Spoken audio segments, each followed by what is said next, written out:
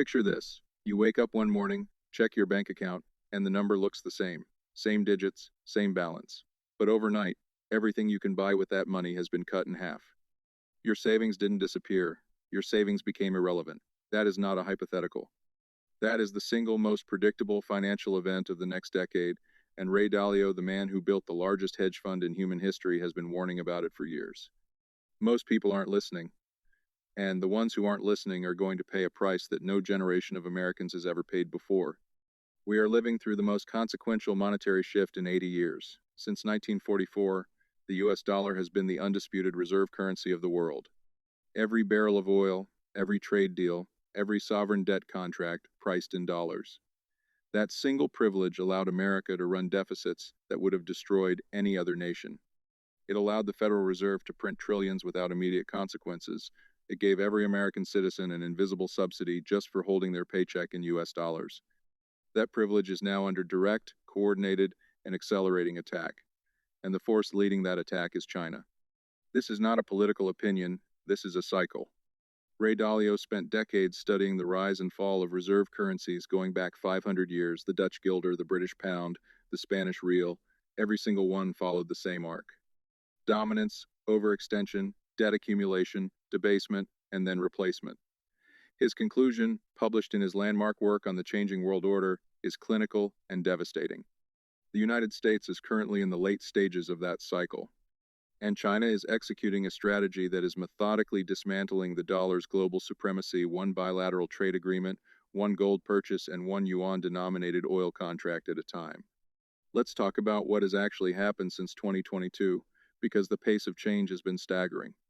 After the U.S. froze $300 billion of Russian central bank reserves following the Ukraine invasion, something shifted permanently in the minds of every finance minister and central bank governor outside the Western alliance.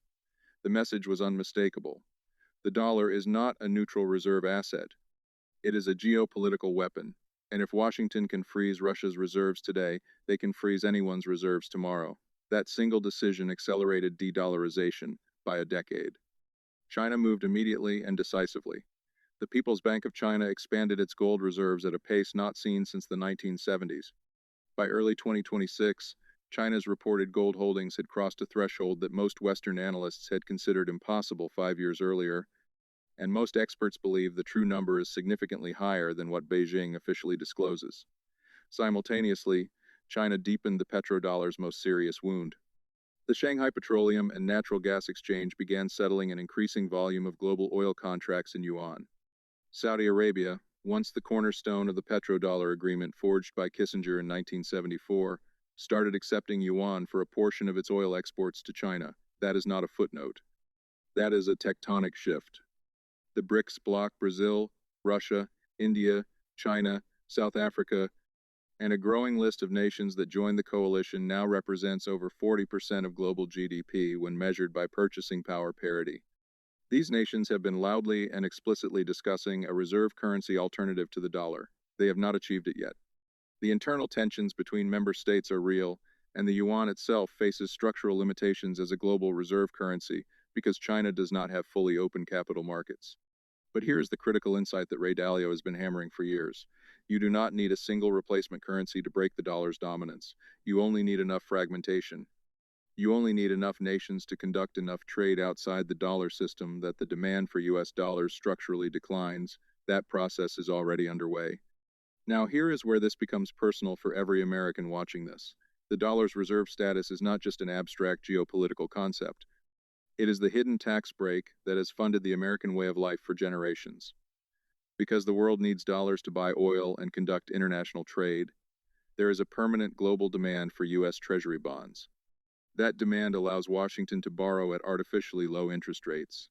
It allows the Federal Reserve to print money during crises 2008-2020 without triggering the kind of hyperinflationary collapse that would have occurred in any other country.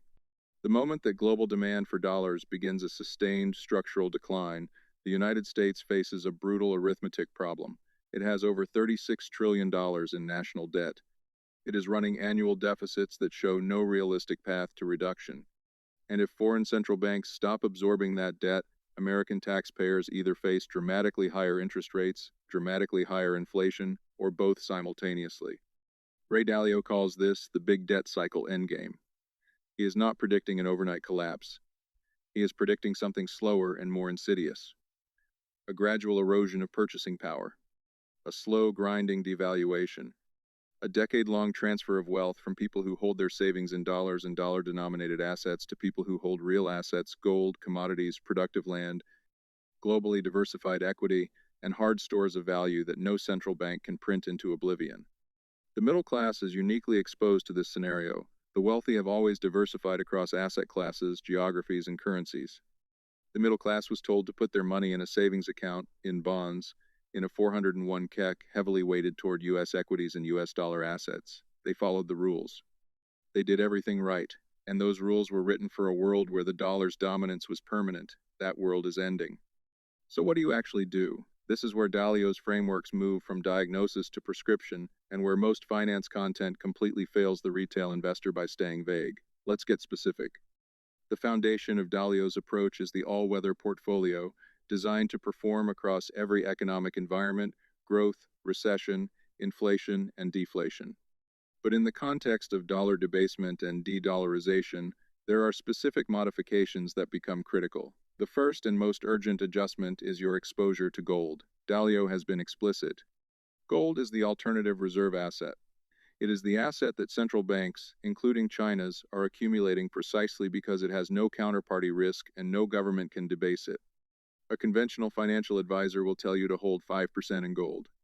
In the current macro environment, Dalio's framework and his own disclosed portfolio positioning suggest a meaningfully higher allocation is rational. The vehicle matters. Physical gold or gold ETFs that hold allocated physical metal, not paper gold derivatives, are the instruments that actually protect you in a currency crisis. The second adjustment is geographic diversification of your equity holdings. Most American retail investors hold portfolios that are 70 to 80% concentrated in U.S. equities. That made sense during the era of uncontested dollar dominance. It is a critical vulnerability in a world where that dominance is eroding. Emerging market equities, particularly in commodity-producing nations and developed international markets, provide exposure to growth cycles that are explicitly decoupled from the U.S. monetary system. Low-cost ETFs tracking international developed markets and emerging market indices are the most accessible implementation for a retail investor. The exact allocation depends on your time horizon and risk tolerance, but the directional move is clear. Reduce your home country bias aggressively. The third pillar is commodity exposure. In every historical cycle where a reserve currency debases, hard assets and the equities of companies that produce them dramatically outperform. Oil, natural gas, copper, agricultural commodities, these are real things that the world needs regardless of what the dollar does. Broad commodity ETFs or equity stakes in diversified natural resource companies are your inflation and debasement hedge that also benefits from the very geopolitical tensions driving de-dollarization. The fourth element, and this one requires the most intellectual honesty, is your cash position. Cash feels safe. It is psychologically comfortable. In an environment of structural dollar debasement, an excessive cash position is not safety, it is a slow bleed. The question is not whether to hold any cash. You need liquidity. The question is the duration and concentration. Short-duration treasury instruments, I-bonds when available, and modest exposure to currency-diversified money market instruments reduce your vulnerability without sacrificing the liquidity you need for opportunistic investing during the inevitable volatility ahead. Finally, and Ray Dalio has spoken about this more in recent years, there is Bitcoin and the broader question of digital scarcity assets. Dalio himself has evolved on this.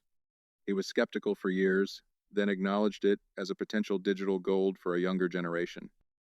By 2026, with institutional adoption at a scale that was unimaginable 5 years ago, dismissing it entirely is intellectually inconsistent.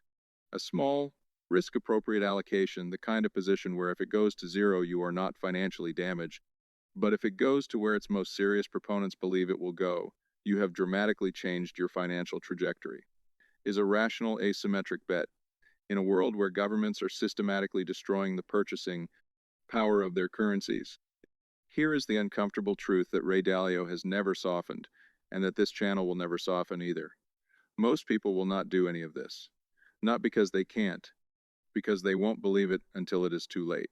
The human brain is wired to extrapolate the recent past into the future. 40 years of dollar dominance feels permanent.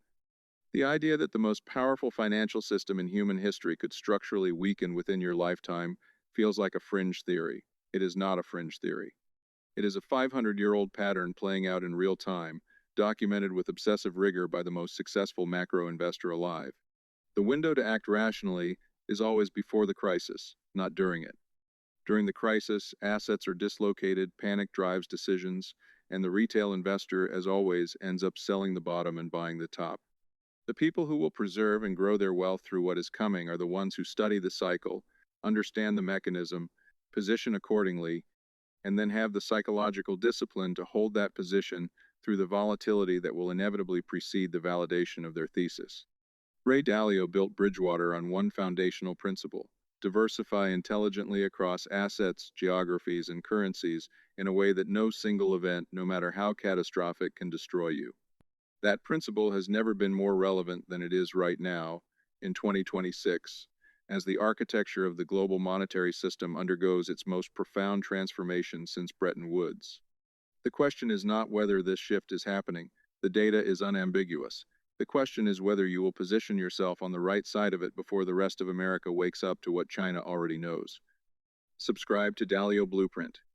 Every video on this channel is built on one mission: giving you the macro frameworks that the wealthy use to navigate these cycles, translated into actionable intelligence for the retail investor. Leave a comment below with the one step from today's blueprint you are going to implement first. That accountability matters.